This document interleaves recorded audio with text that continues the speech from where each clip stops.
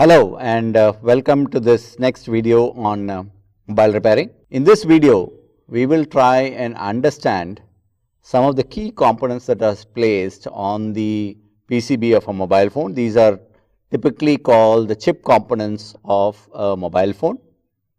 These chip components are a very critical and essential part of a mobile PCB and are very important for the functioning of the mobile phone. Now, in order to understand these components, we will try and take the help of a larger circuit board of a television. In the larger circuit board of a television, which is kept right behind the mobile PCBs, we will be able to see these components very clearly, and then using those components, we will try and understand where these components are placed on the mobile phone and what is the role of each of these components in the functioning of a mobile phone.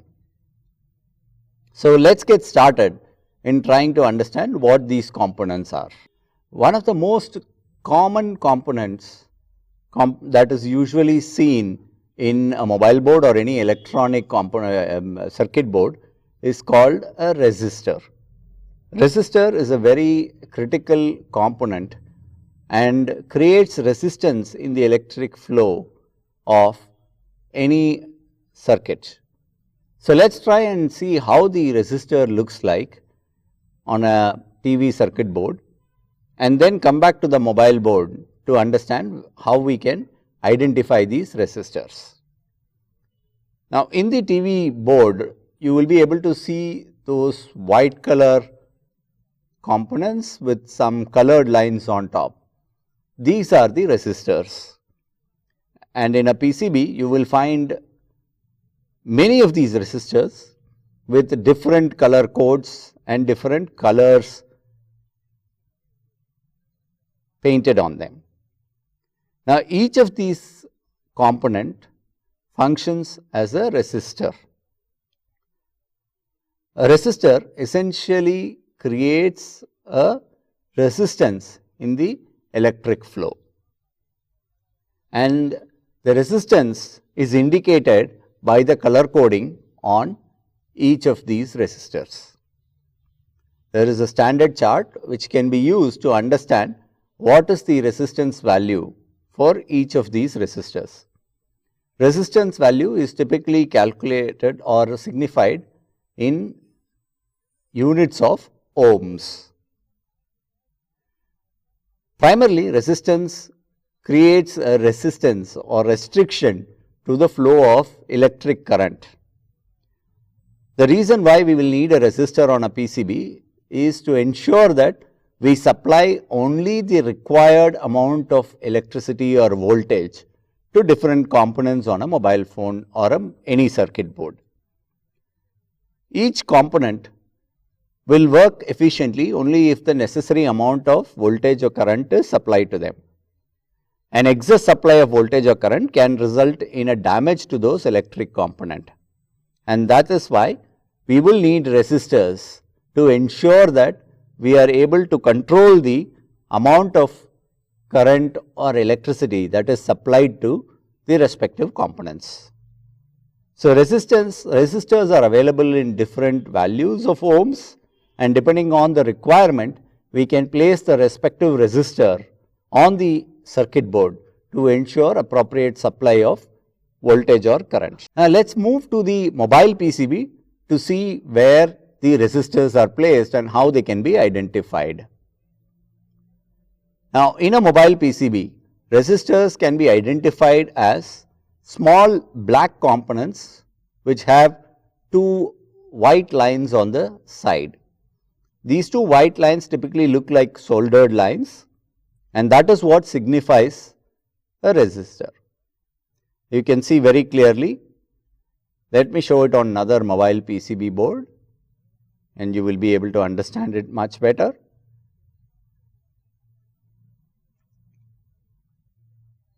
Now, on these boards, you will be able to see a black color device with two white lines on the side looking like a soldered end. This is called a resistor. Resistors come in different sizes and different values. There are smaller sized resistors, as you can see on the board, and these are the smallest size resistors on the mobile PCB. So, all of these could have different values, and their values or their position is determined by where they supply the electricity or which component they supply the electricity. As you can see in a mobile PCB, you will be able to see a lot of these resistors which are very clear and can be identified by their black color with two white lines on the side. Typically, when you are repairing a PCB or working on components of a mobile PCB, in order to test the connectivity in the mobile PCB, you need to do tracing using the multimeter, and we have learnt about how we can do a tracing using the continuity testing part on a multimeter. Now, while you are doing the tracing or testing, you will be able to find out if the connectivity is disrupted at any of the component points, such as at the resistor point. In that case, you will need to remove that resistor and try and replace it with a different resistor. You can either pick up a resistor from the market, or you could probably use a resistor from another non-working mobile phone and try and replace that and test whether the problem is solved. And in order to do that, you will need to ensure that you follow the same procedures for tracing and testing as we have done in our earlier repairing videos. So, resistance is essentially something that creates a resistance on the electric current. Let us move on to the next component, which is called as a condenser or capacitor. Now, there are different types of condensers that are used, but there are only primarily two forms of condensers or capacitors. Now, as you can see in this board, there are different types of condensers or capacitors that are placed on this circuit board. The first type of condenser is called a plus or minus electrolytic condenser. The other one is a simple condenser. In mobile phones, typically you will have a simple condenser. A simple condenser is something which does not have a positive or a negative point in it, which basically means that you can place the simple condenser in any direction that you want and it will work perfectly well. So, let us try and understand where these condensers are placed on a mobile PCB. So, if you look closely, you will be able to see those brown colored components. These brown colored components are called as condensers or capacitors. And these are simple condensers primarily because they do not have a fixed positive or negative side. You can place them in whichever direction that you want and they will work perfectly fine. As you can see, there is a clear distinction between capacitors and resistors. Resistors are in black color with white sidelines, and capacitors are things which are in brown color and can be very clearly identified. Now, a capacitor's task is to primarily transmit the signal from one point to the other point. Many a times, this also helps in amplifying the signals from one point to the other point. Many a times, these capacitors can also help in removing unwanted signals or blocking unwanted signals from progressing in the circuits. The capacitors sometimes also function as a very short or quick time batteries which can store electricity for a very short period of time and can release it in one go when there is a requirement. As an example, when you use the flash on a mobile phone, the flash is usually operated through a capacitor. So, the capacitor charges up using the battery power, and when the shoot button is pressed, the capacitor discharges all of the stored electricity in one go, producing a bright flash of light and then goes back to a zero position. So, a capacitor essentially can function as transmission points for signals or voltage from one end to the other end or one point to the other point. They also help in amplifying the current by storing the current for some time and amplifying it through a pressure. So, a capacitor could work on either the signals or could work on voltages as well. You will need to read through the circuit diagram very clearly for you to understand whether a particular capacitor is working on a signal or is working on voltage. Now that we have understood resistor and capacitor, let us move on to understand another important component called the transistor.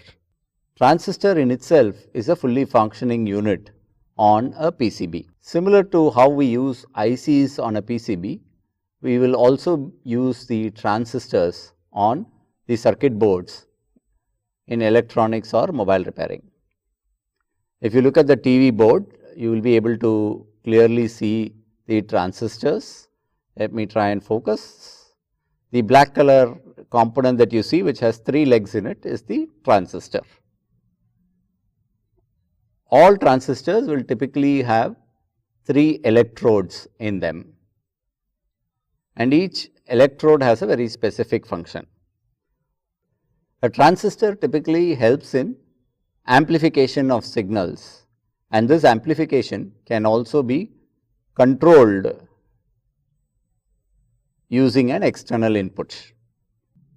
In most cases, a transistor is primarily used to amplify or increase the signals that are passed through the transistor. In a mobile PCB, a transistor takes in the signals from one end and amplifies the signal to the other end or increases the signals as the signals pass through the transistor. Now, let us look at the mobile PCB and see where the transistors are placed and how we can identify them. Now, on a TV circuit board, we saw that the transistor has 3 electrodes, and similarly on the mobile PCB, as you can see, this small component is the transistor. It has 3 electrodes. Now, one of the electrode is called as the base, and there are 2 other electrodes which are called the collector and emitter.